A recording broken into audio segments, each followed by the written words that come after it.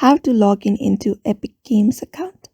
Hello everybody, welcome back to our channel. Today in this video we will be guiding you on how we can log in into Epic Games account. So it is super easy, you just need to follow some steps, but before that don't forget to hit that like, share and subscribe icon, and also turn on the notification bell to get updated about our latest videos. So let's just get started with the process on how we can log in into Epic Games. First of all, head over and open up a browser of your Epic Games on your laptop or PC, or either go through the phone as well. After that, simply tap on the link and you can find the sign in option on your screen at the top right corner. Just go ahead and click on it. And when you click on it, you'll be taken to this page. So in order to log in, you just need to enter your email address and your password. And if you have any kind of two-factor authentication on, you just need to enter the code.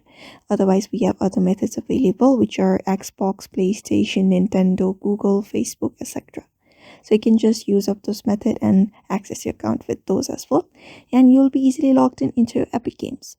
So just follow up those methods and tap on sign in, and that is it.